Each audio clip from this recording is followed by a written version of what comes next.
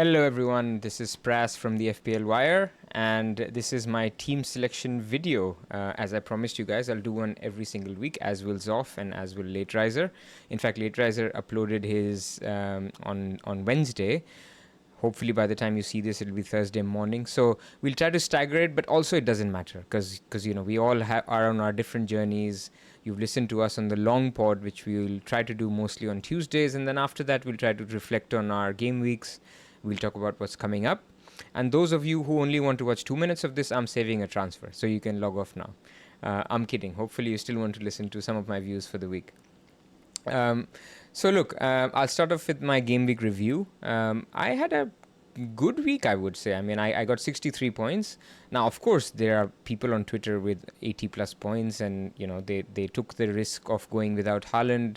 They captained Salah. Well done to them. I mean, it's incredible. But then you also have to remember that you don't have to hit it out of the park every single week if you're happy with your team. And my definition of being happy with your team is generally people want the players that you own, and generally people don't want to sell the players that you own. So people who went with Kwanzaa saw that, where people wanted to sell the players they own. So last night he did fall, and so they had a decision to make. Some held, some sold.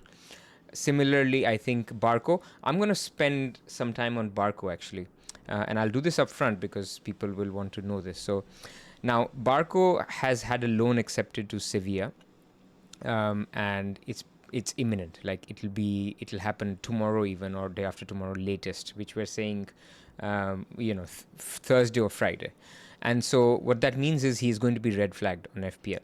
Now there is a lot of conflicting views on what will happen once he is red flagged, so I'm going to try to help you decipher what exactly happens.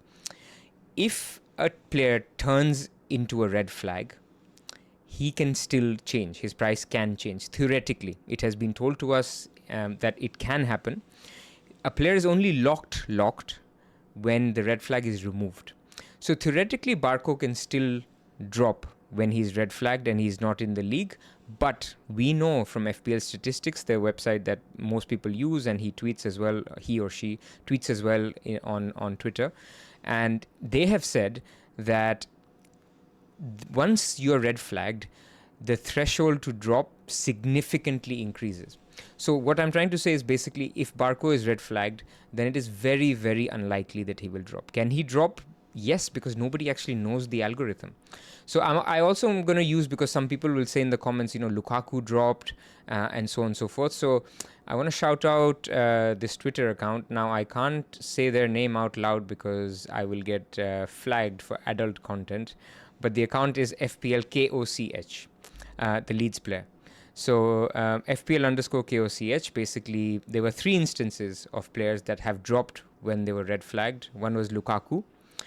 So that's not true, because Lukaku actually dropped before he went out on loan last season. So he dropped to 6.8 before he went out on loan.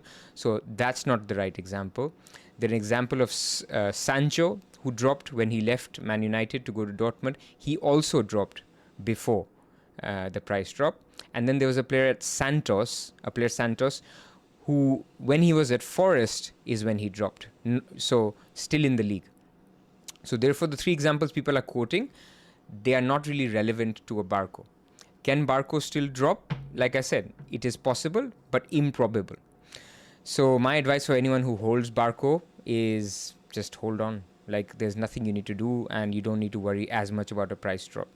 And if other people are using their transfers, valuable transfers for their 5th defender, well, good luck to them. I don't care about the 0.1. But my recommendation for those of you who listen is to hold on, because there's clearly other transfers you'll be able to do. If not this week, then next week, because next week is going to be very exciting, and I'll talk about that in my video coming up. So coming back to my team. So 63 points. I'm very, very happy with my Liverpool triple up. I think a lot of people, as they get to game week 3, 4, will be talking about how can we get a Trent, how can we get a Salah. So I'm happy I have them in place. I'm happy I have Haaland, Ipswich at home. After that, TBD. I will talk about it next week. I think some people might be looking to sell Haaland even next week because Watkins fixtures get better.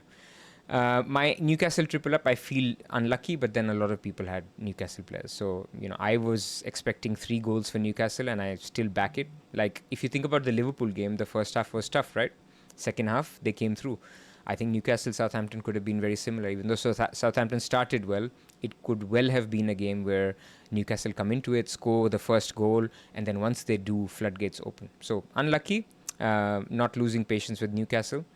João Pedro, a little bit disappointed that he wasn't involved in the 3 goals, but Brighton looked fantastic. I know they've signed Rutter from Leeds, but I think for the short term, João Pedro should be okay. Maybe even the long term. Maybe long term he moves up front. But Danny Welbeck, if he keeps scoring, that also looks unlikely. So João Pedro, okay. Not feeling great about it. Rodgers, I feel good.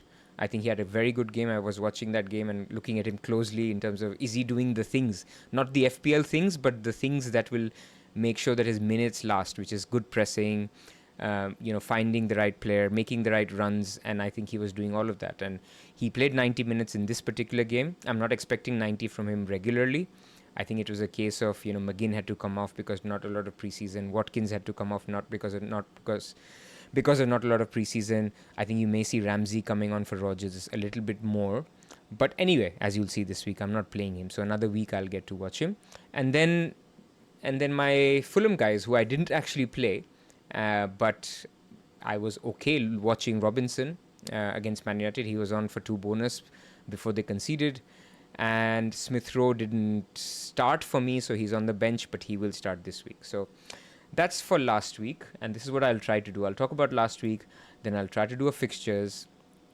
And by the way, I've worked on my production value, so hopefully this is better. If it's not, I will keep working on it, and I will get better at it. But hopefully it's about what I say, not what I show. Well, not a lot about what I show. So anyway, coming back to fixtures. So I will keep showing this until game week 5 now. Why? Because I am wildcarding in game week 6, no matter what. That's the team that has been set up. You guys saw my video last week. I had triple Newcastle, triple Liverpool, double Fulham for a reason. It's because Fulham are now top. So Fulham assets I benched last week, now they play. Pretty much I think they're playable every week from now. So Robinson will play, top of the ticker, Leicester home, then Ipswich away, then 2 more home games. So 3 out of 4, very nice. Southampton I don't have much of, but those of you with Armstrong, looking good. I think, again, 3 home games, one of them Ipswich at home, Nottingham Forest at home, so good. Chelsea are here. They've got 3 away games in the 4, but the 3 away games are not too bad. I mean, sometimes we look at the blueness and we miss the fact that West Ham away is not going to be that easy. Crystal Palace at home is not going to be that easy. Bournemouth away is not going to be that easy. So Chelsea is okay. I think on the ticker they're slightly higher than what people think. But those of you on Nkunku, don't panic. It's fine. Things can change within a week. He could play up top, and then you'd be like, okay, I've got an out-of-position player.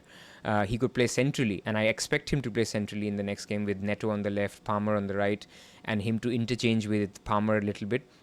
Great pick. All that's changed is his minutes expectations have dropped slightly because in most games, Dewsbury Hall will come on. They've signed João Felix. He'll come on. So there will be changes. So yeah, we'll see. But don't panic on Nkunku. He's an excellent pick for 6.5. Liverpool, still high, even though they've played Ipswich. I think 3 home games. Again, I like it a lot. 3 good home games. Bournemouth at home, Nottingham Forest at home, Brentford at home. They were the most attacking team in game week 1. Now, that could be just Ipswich, but that could be something that, we could see from Liverpool going forward. And then Newcastle again here. 3 away games, 1 home game. I don't love it.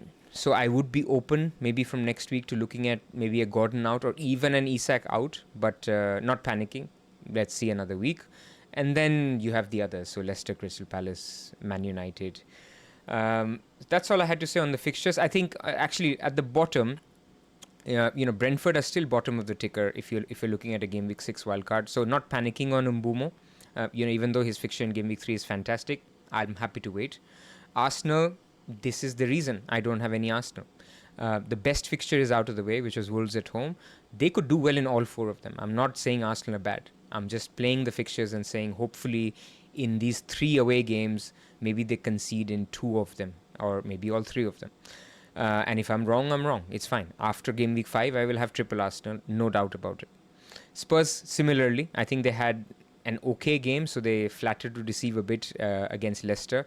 But I do think that they had a fantastic opening game. They started almost opposite to Liverpool, where they started very, very well, and I was very worried as no Spurs owner. But second half, Leicester came into it really well. And I think if you're holding on to Solanke, perfectly fine. I think these are all fixtures where Spurs will continue to attack. It's the defense which I'm happy to back against. So if you're holding on to a Porro, I think easily playable this week and game week 5. But Newcastle away, Arsenal home, not very sure. And again, on Porro, wait and watch. I mean, he could be absolutely fine. There's no need to panic. Wait till Friday. He's not going to price drop because he did return as well. So actually, more people were buying him on Monday night and Tuesday, and then people started selling him. So he may be fine, and definitely keep him. I would say if he's missing the Everton game, then you can think about a transfer, because then you're looking at if he's missing Everton, Newcastle, then Arsenal, then it's not ideal. But if he's 50-50, then just hold him, I would think. So anyway, a lot of advice on other people's teams. This is my team for this week. What I am going with is, I'm going to read it out. Henderson in goal, Lewis, Hall, Trent and Robinson. All these three guys have good fixtures. I think Hall, I'm not expecting a clean sheet away to Bournemouth, but it's fine. It's not the end of the world. Trent and Robinson, I'm very happy to play. And I've said on the broadcast, I'll probably play Robinson over an Arsenal defender this week. Could be wrong, but that's my gut instinct. Liverpool midfield double up. Feels good to have Jota and Salah playing Brentford at home. And then Gordon away to Bournemouth, not expecting much. We'll see. Smith Rowe, Leicester at home. So this is one fixture where I'm excited to own Smith Rowe. I know it's a little bit punty to own him because of his injury record, because of his limited minutes, but Leicester home, maybe I get lucky and he gets a return. If not, I will try to keep patience with him. And I will talk about future plans obviously next week depending on how he does, but I'm generally mindful of keeping the Fulham players. In attack, Haaland home to Ipswich. A lot of us Haaland owners have all our hopes, expectations on this guy. We'll see what he does, right? I mean, I think a goal would be slightly underwhelming. I mean, I think 8 points is his expected points on review and other websites. So if you're looking at 8 points as the average or the median, then he could also be a triple captain shout. I mean, if you, like last couple of years, people have been getting 8 to 10 points as triple captain in a double game week. Fair enough. So I've mentioned this in the main pod that, we're only going to get 2 doubles. So if you're minded to play a bench boost in the double and a free hit in the double, or even that mystery chip, then triple captain is viable. I just don't know what to make of Ipswich, right? I mean, a lot of people think, like Zoff mentioned on the pod, that Ipswich may be a better team to target when they are at home, not then when they're away, because they're more likely to be gung-ho when they're at their own home, a bit like Luton last year. So we don't know much about Luton, but we know a lot about Man City. So I don't hate it. If anyone wants to go for it, I'm not going to go for it. If the double game week thing pans out, like I mentioned, and I need to play it in a single game week, there are other weeks. There are other weeks like Salah will play Ipswich at home, Salah will play Southampton, Haaland will play Southampton. You can consider it then when we have a little bit more information. But I completely get it. This is Haaland's highest minutes that he will get, probably because there's no Champions League, there's no other striker. Not that he competes with another striker, but just to take any minutes from him. So there's a lot of pros for triple captain this week. So go for it if you have the desire to do so. Then Isak and then Pedro, and then on the bench. Now I have forgotten in the visual to change my bench, but actually I have got Konza, I've got Barco on the bench, and I have got Rogers. So those guys are on the bench, and that's what I'm going with this week. So I'm just going to always talk about what is at the back of my mind to do later. So I'm coming back to the fixture ticker.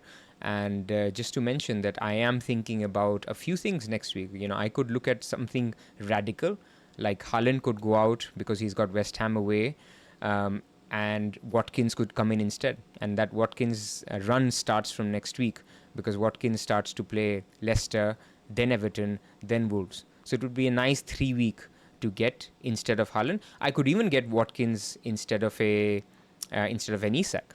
So I could basically downgrade a Gordon. So actually, first finishing up, the reason I would do Haaland to Watkins is because that would give me enough money to do a Smith Rowe to a Foden, or even a can I do a So Haaland is 14, Smith Rowe is 5.5, that's 19.5. Watkins is 9, Palmer is 10.5. I could even do Palmer and Watkins subject to no price changes, and Palmer and Watkins are both dropping, so actually I should be able to afford that. So I could do Haaland ESR to Palmer and Watkins. Sounds nice because Palmer has Crystal Palace home, Bournemouth away, West Ham away, and Watkins I just read out. Of course, you're going without Haaland, but as you've seen last week, it can work. You get your Ipswich fixture out of the way. You don't want him home to Arsenal. You could, but you could also make a case to get Watkins. The other option, if I want to stick to Haaland, is to basically do Isak to Watkins, and for that I need 0.5. I could easily do a Gordon to Eze. I could do Jota to Eze if I think Jota's minutes aren't looking great. Or I'm thinking of other moves. If Jota is not starting, for example, this week and he becomes a problem, I still want my Liverpool triple up. So something like a Jota to a 6 million mid or a 6.5 million mid. And I could take my, who could I get? Actually, I would take Jota down to a 5 million mid or a 5.5 million mid, and I would take Barco up to a Robertson. So I need 2 million. So I can do Jota to 5.5, somewhere like a Minte, and Barco to Robertson. Now, again, I'm not suggesting you have to sell Barco, but it's just a way to fund something if I wanted to do that. So those are some of the things at the back of my mind. I could easily save again next week. But I like to think about what I'm doing next week so that I'm not sort of knee-jerking into what happened. I'm planning, and if some certain things happen according to that plan, then I execute that particular plan. So that's about it from me. I will try to keep these short so that you can follow the journey, but also give you some advice along the way. Hopefully the visuals are a little better apart from the subs mistakes, so apologies for that. But good luck for this week. I will see you guys next week.